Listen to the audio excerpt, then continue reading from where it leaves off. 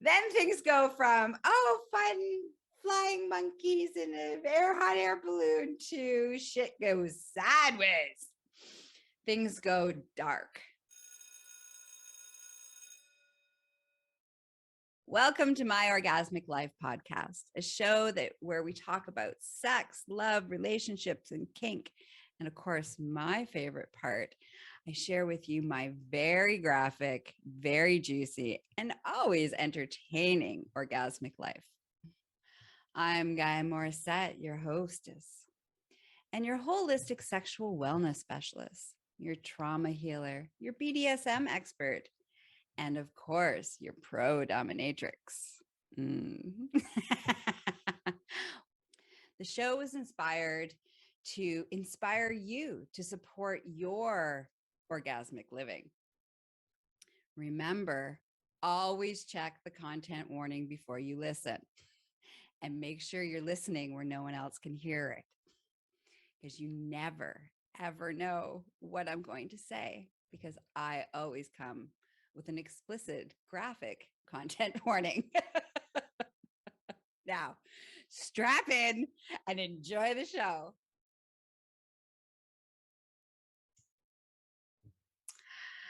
Hello, we're going on another adventure. All right. So today's episode is brought to you by Glam Muse Beauty Bar.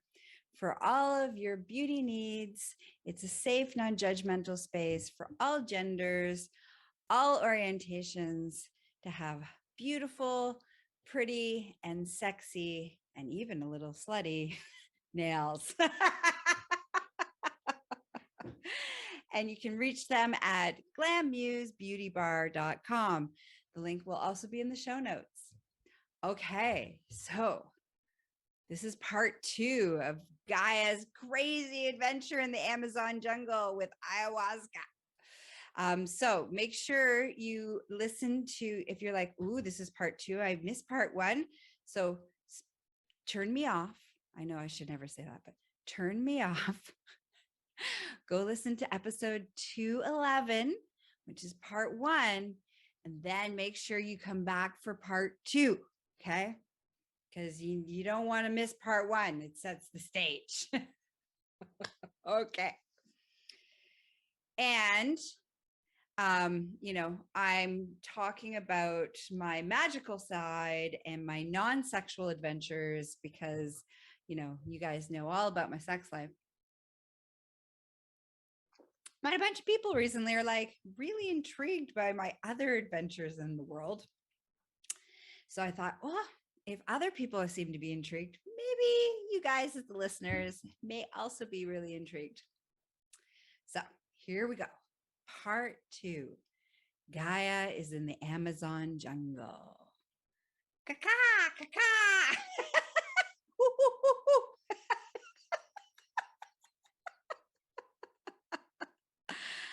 Okay, so just quick recap. I'm in the Amazon jungle because I need to heal my vagina. And my vagina is having all this issues with blocked butternut ducts and swelling and painful and interfering in my sex life. And I'll do anything to fix it. And so this is my anything to fix it is landed me in the middle of the Peruvian Amazon jungle at this ayahuasca and master plant medicine compound with the Shipibo, with the Shipibo tribe and Shipibo shaman with his apprentices. Okay. So we've already done the purging. I've already seen the shaman. That's in part 1. The shaman, basically says I need to dieta, which is what you're, consuming and working with to help heal my vagina and heal my body and heal my spirit and heal my soul with Boahuasca, which is one of the master plants for the Shipibo people. And Boahuasca, she's a she, and she's quite lovely and she's very forgiving. Some of the other master plants are, I was told, I've never dieted with them, so I don't know. I haven't met them personally. But they can be quite serious and very strict and, hardcore. But Boahuasca, she's very forgiving, very light, she's very playful, wonderful. And if you are watching this episode, I am wearing, I am wearing my beaded bracelet that was made by this beautiful elder, Shipibo elder, grandmother, and the symbols, the geometric symbols and colors are a representation of Boahuasca.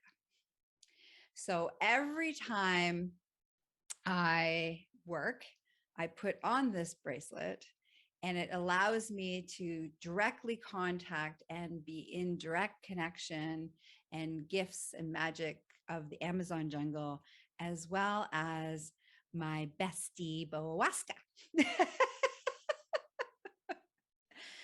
So here's a little bit about Boahuasca that I shared a little bit in, part 1, but Boahuasca loved songs. So I would sing to her and we make up songs, and, she'd give me her teachings. So all of her teachings happened in she would give me my visions of my teachings while I was in my waking, just as I was starting to wake up. And she would give me visions. And one of the first two of the major visions that I, teachable moments for me was the first one she gave me was one of my siblings kept drowning. So this is the vision. Okay. So one of my siblings is drowning, and I jump in and I save them. And then they jump back in the water and they try to drown. And I jump in and I try to save them. And so there's all these visions, basically variations of that, where people are trying to die in some capacity, and I jump in and save them. And so this is kind of on a loop. This is how Boahuasca teaches. Well, this is how she was teaching me anyways. And so the lesson eventually I got was that I threw, the siblings drowning, and I threw the life preserver, and the sibling chose not to grab the life preserver and then drowned. And then we do it again. We do it again. We do it again. And each time we did it, I would do a different thing and still would have this different outcome. So the lesson was, sometimes when and this was a big life-changing lesson for me. Oh, teachable moments.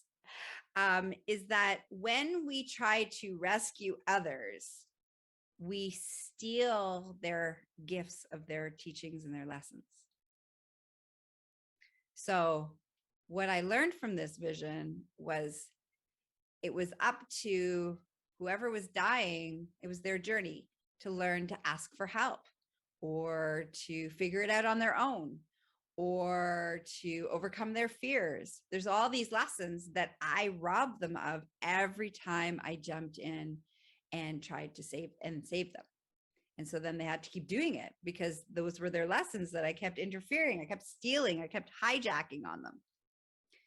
And that was a huge game changer for me, actually, because I was a rescuer, constantly saving everybody, but thinking that I was saving everybody because that was what they wanted to have happen, and realizing that I was actually in saving everybody, in rescuing everybody without them asking me to help them.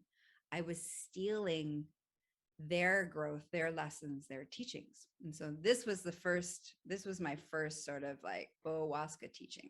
It was, like I said, it was an extreme on repeat until I finally got the message.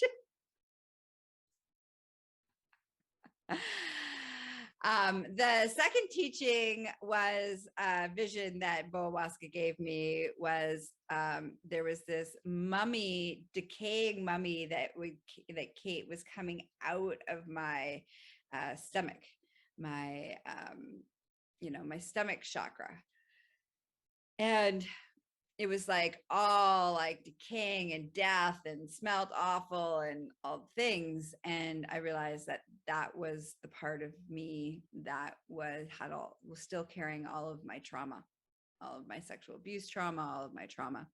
And this was her showcasing that you still got a lot of work to do here, even though you've done all this therapy, but you still have a lot of work to do. And how right she was, because man, since 2009, I've had a lot of healing.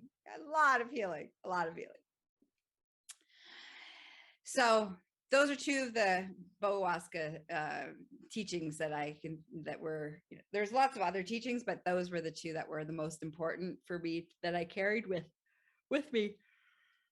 So now, as you hear in part one, it's a very experiential learning experience in the Amazon jungle. No one tells you anything. You just kind of have to figure shit out as you go along. And so here is one of those figuring shit out as you go along. So me and my friend that I was there with, we are like, okay, and a couple others from the compound, we're like, we're going to go into town and we got to go buy some food and get some stuff. And we needed some, stuff for ceremony and these specific oils and stuff. Oh, I'm so tired. Oh, because I was epic yesterday. Epic filming yesterday. Okay. So we go into town, we have to go to the wet market, we got to buy some stuff. And then we go have lunch, and we buy mangoes and we buy watermelon, and it's like, we're so excited, but we're on a dieta, and we don't know that you're not allowed to have watermelon, and you're not allowed to have mangoes. When they said no sugar, I just thought it was like no, like refined sugar, not like no sugary substance at all, including the ones that are in fruit. I don't know this because, well, no one tells you anything. So, I've eaten mangoes and I've eaten watermelon. Then we have lunch, and at lunch I have some chicken and rice and beans, and then we go back, and we're back on the compound, and and every day in the evening, before dinner, we would get our whatever plant medicine we were dieting with from Ricardo, which was the shaman's apprentice, who mixed up all of our meds, basically, our combination of what we were dieting with. And so, and I like to have my little, I didn't do it in the hut with everybody else. I like to take mine back to my umbrella home where I could sing. So I would sing a little song to Boahuasca, and I would set my intentions about healing my body and healing my vagina, and whatever, opening to whatever teaching she was ready to give me. And so we had like this little ceremony every day back in my little umbrella hut. And so I drink Boahuasca, which, by the way, tastes disgusting because, like I said in the first episode, everything in the jungle that they give you pretty much is disgusting. So, and then I violently vomit. Now, Boahuasca tastes disgusting, but not enough to make you puke, like many of the other things that they give you in the jungle, especially the Shipibo tribe. But I vomit, and this weird thing happens as I'm vomiting. Boahuasca's like, you broke the dieta. And I had eaten, like I said, the order in which I've eaten. So usually when you're puking, the last thing you ate is the first thing you vomit, right? The more you vomit, the list of food that gets down in your digestive tract comes out for later, right? So that's how it works, because I know, because I've spent a lot of my life puking. So unfortunately, that is a true statement. Maybe I was meant to be a shipibo. Now that I think about it. So anyways, where was I? Oh, okay. So here, the last thing I ate was rice, beans, and chicken. Yet the only thing I violently puked, and I'd eaten a lot of other things that were in my, that were apparently okay for your dieta, but the only two things I puked were watermelon and mango. I was like, oh. And Boahuasca's like, yeah, you're not allowed to eat those right now. I was like, you could have told me that before I was putting them in my mouth, but I wasn't as gifted of listening as I am now. So now I could probably have gotten that information without vomiting. But back then, there was no way. There was no way.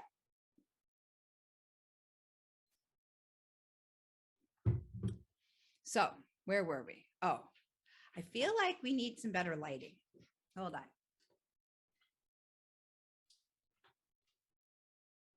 There you go. So you get a better, clearer picture of me.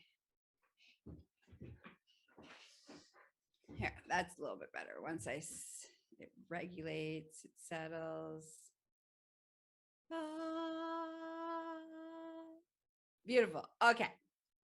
So where was I? Oh, so I'm violently puking. Only mango and watermelon. So I learned, okay, watermelon bad, mango bad. Until I'm off my dieta, no watermelon or watermelon or mango. Which is why the pineapple in story number 1 was so epic. All right. So let's talk about ayahuasca. So ayahuasca is seen as the master of all plants for the Shipibo tribe, and well as many other jungle tribes. And she's the master of all the master plants. And she's a combination of 2 different plants. And so every night, the shaman and the apprentice would have an ayahuasca ceremony.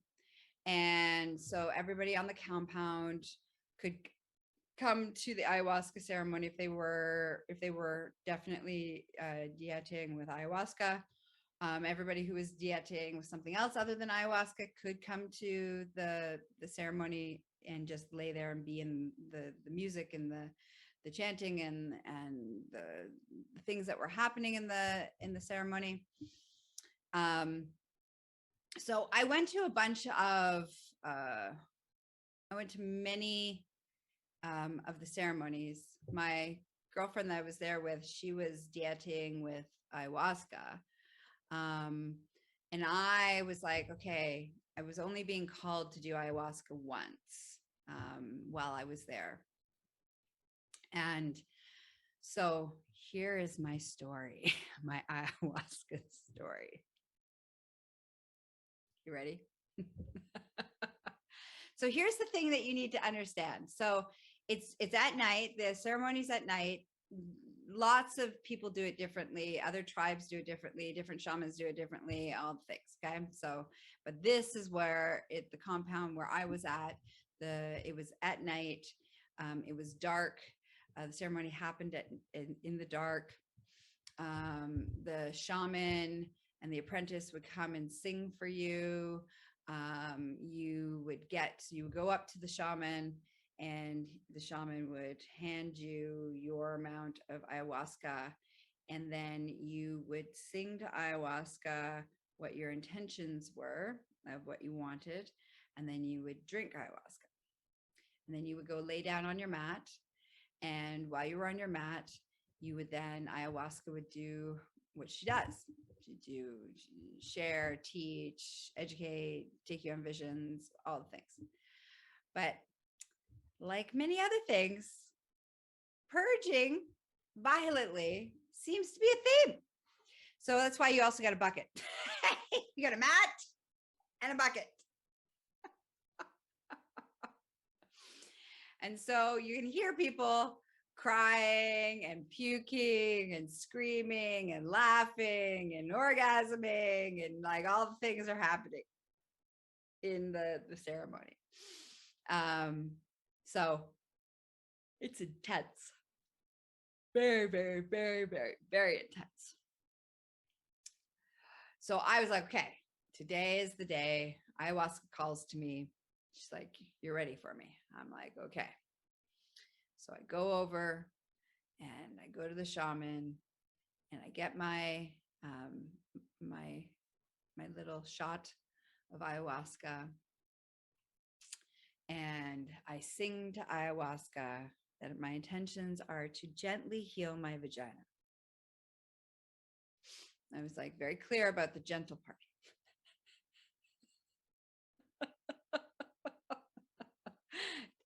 And I was ready to heal my vagina gently. So I drink my ayahuasca, which again, disgusting. Blech. Even thinking about it makes me want to hurl.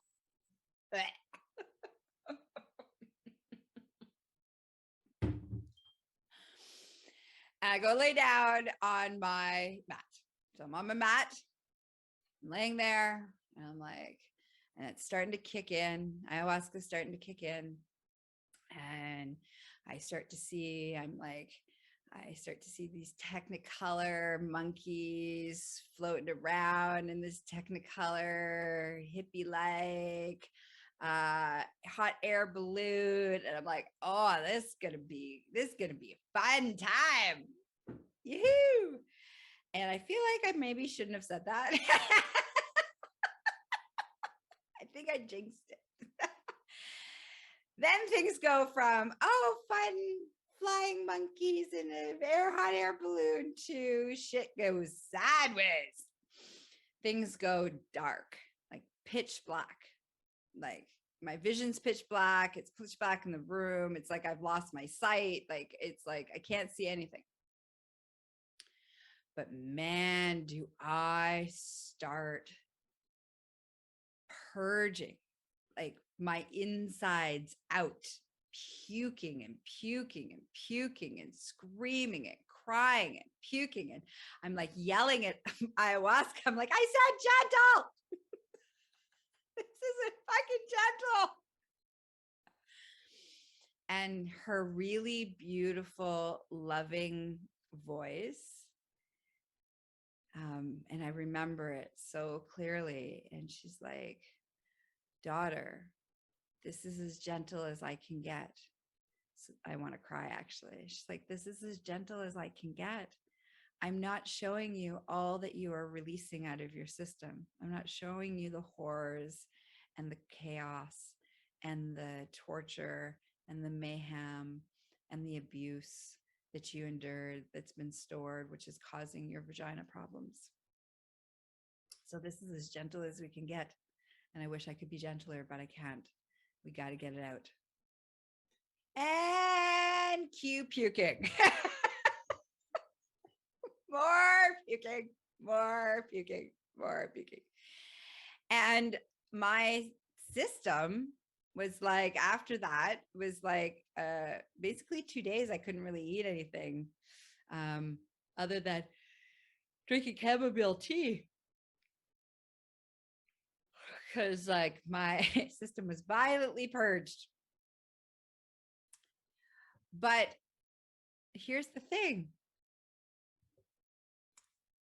Almost instantly, the part that ducked on that side of my vagina drained, healed, and I had no more problems after that jungle trip. Nothing that's landed me in the hospital, nothing that's landed me in a cyst, nothing that's landed anything. And so sometimes, not on the side that I originally went and did the ayahuasca. Oh no, maybe I need to do another ayahuasca trip to do the other side. Shit. Crap.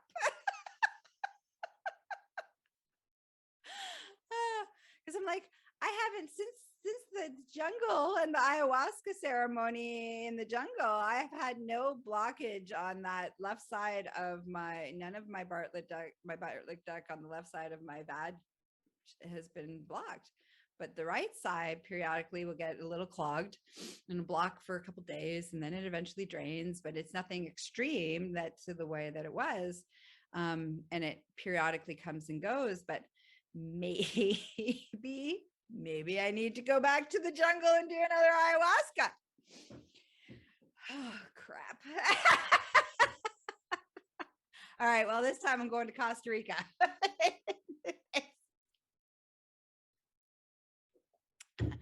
Stay tuned, audience. Stay tuned. We'll find out if that's what needs to happen. Actually, I think that actually, as I'm getting like a connection to the universe right now, that's exactly what needs to happen for the right side of my vagina. Okay. Well, you learn stuff, I learn stuff. That's why we do these podcasts.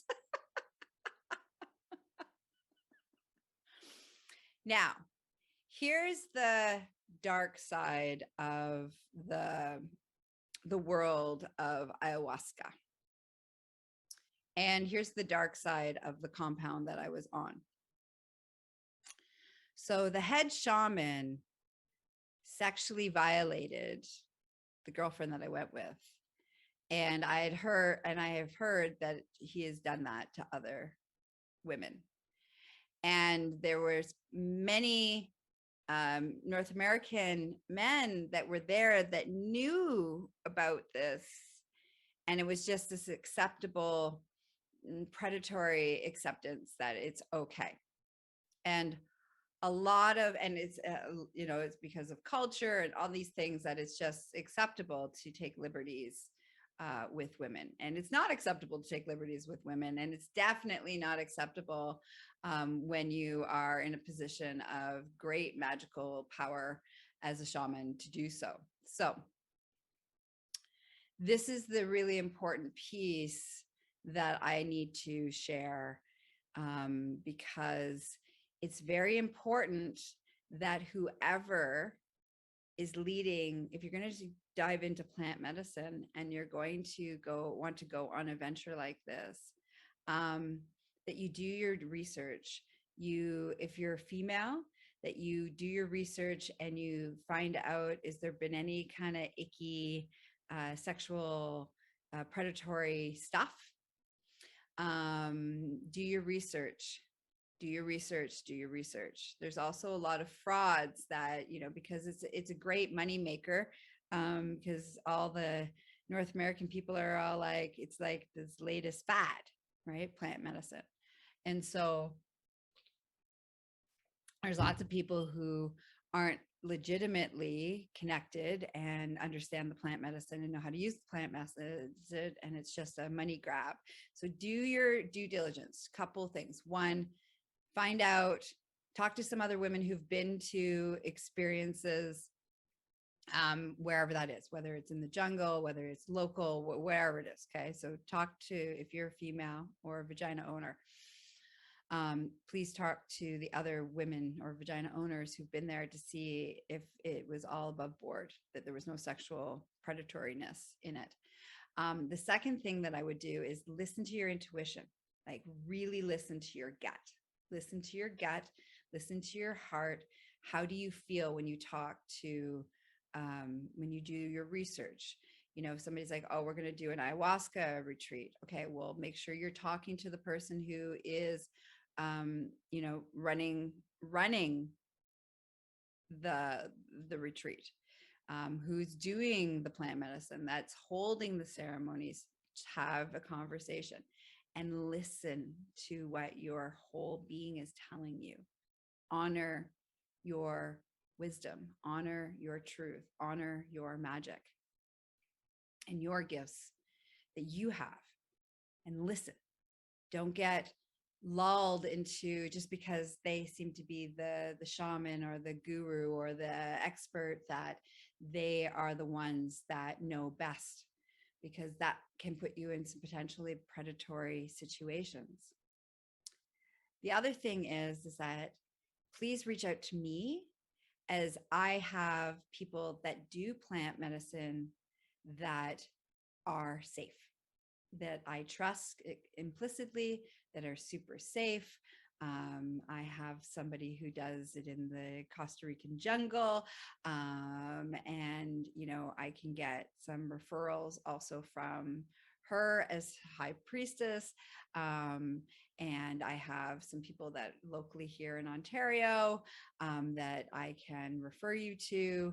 So not just ayahuasca, but, you know, mushrooms. So if you're like, ooh, this was intriguing and ooh, I want more and I want to know more, please reach out to me and I can help you find, and this is very important, to find the right fit and the safe person for you to go on this journey, because all of these plant medicines are potent and incredibly amazing. However, they also can be incredibly dangerous. And the people who are holding that space need to be totally capable of holding that space with no negativity, with no blackness or negativity or dangerous, or know what they're doing, or all the things. Okay. So the safety, as everything I talk about, whether we're talking about kink, BDSM, safe sex, safe, sane, and consensual, applies in all areas, your spirituality, your magic, your life, all of it. Okay. So safety. Yeah. So that's my beautiful ayahuasca. So I feel like I connect to ayahuasca that one night, that one night when we had our, you know, one night stand. we built a long-term relationship from that one night stand. And as I've gotten this energetic universal download, apparently we're going to do it again for the right side of my vagina. So it looks like we'll be planning a trip to Costa Rica to go do some ayahuasca. So if you want to join me, you know, reach out and we can get, maybe we can get a group of us to go. You don't have to heal your vagina. Maybe there's other things that that plant medicine is calling to you for. Yeah. So again, thank you. And if you're like, wow, I didn't realize how magical Gaia was. I'm very magical. I'm a high priestess. There's a reason I'm a high priestess, and my destiny was shown to me in the Amazon in episode 1, or in part 1. So episode 211. So you can go learn why and how and what happened there, and how I was given that beautiful destiny of being the high priestess of divine sexual magic and elemental magics that I am in the world. And if you're like, you wanted to explore your magical gifts, your elemental magical gifts, figuring out who you are as a magical being, the sources that you connect to, I have a wonderful magic mentorship program that I offer. So I can take your hand and guide you through that process. And we can help awaken who you are and who you are as a magical, powerful being in the world. Okay, that's it. That's all. I'm not feeling called to do an extended version today. I feel like I needed to share everything openly today and have access for everybody to have all the information, not just my Patreon people. However, that being said, please support Patreon, because you get all these bonus content and you get extended versions of episodes, and supports me in the world and I support you in the world. And it's just this beautiful way of where we can all contribute to one another. And, you know, for as little as $5 a month. So the link to my Patreon is in the show notes. And the link, and again, as a lovely reminder, today's episode is brought to you by Glam Muse Beauty Bar for all of your beauty needs in the KW area. And that is a safe and non-judgmental space. And they truly believe that no matter what your gender is, what your orientation, you deserve to feel beautiful, sexy, and maybe even a little slutty. And pretty. You can do pretty. I go for the sexy and the slutty side. Thanks for listening. Remember to share, subscribe, and tell your friends about My Orgasmic Life podcast. We've also changed the intro, the outro. We've changed the thumbnail. We want to hear. We want to hear all about what your thoughts are, what you're liking, what you're not liking, the new sequence of things. I want your feedback. The more you give me feedback, the better I can make the experience for you as the listener, who I love and adore. So I do this for you. So let me know how I'm doing. Is it working for you? Do you need me to do something differently? And you can reach out to my sexy, slutty assistant, Layla, at GaiaMorrissette.com, and see how for the feedback. And I will listen to that feedback. Plus, I also love to hear if there's any episodes, any shows, any topics that you want me to talk about. Please tell me. I want to hear from you guys. In a professional capacity, though. Remember that part, okay? In a professional capacity. All right. Have a wonderful day. And you can always, if you need any support, any healing, any awakening, please reach out to me at the hub at GaiaMorrissette.com. Bye. Well, I hope today's episode inspired you, encouraged you, and of course, made you feel tingly inside. I just want to take a moment to tell you how much I appreciate the time that you spend and how I really deeply appreciate you listening. I do it for you guys, the audience, and I love and adore you guys. So, quick loving reminder, I am not available for naked pictures, getting married, having sex, or having anybody's babies. And when you want to spend more time with me in a professional capacity as your coach, your teacher, your educator, your facilitator, you can reach me at GaiaMorrissette.com. That's the gateway to all things Gaia. Now, if you're like, oh, I really wonder what's in the extended version. Well, find out on Patreon. Come join my Patreon for not only the extended version of this episode, but also bonus content, behind the scenes, all sorts of juicy stuff. I also lovingly invite you to follow me on Instagram, which the handle is My Orgasmic Life Podcast, where you can leave feedback and comments. Also come join me on Facebook at My Orgasmic Life Podcast Facebook group. And I really want to hear from you. I want to know how this show affected you. What did you learn? Was it inspirational? Did you agree? Do you disagree? I want to know, because I'm a little bit of a voyeur. So I want to know how am I affecting you? So please come leave some comments. Now, if you're like, but I don't want everybody to know what I'm thinking, which is okay. Sometimes we need privacy and we need to be anonymous. So you would like that option? We have that. You can email my slutty assistant, Layla, at GaiaMorrissette.com. Okay, listeners, until next time, may your life be filled with sexy exploration and orgasmic pleasure. Mwah. Bye-bye.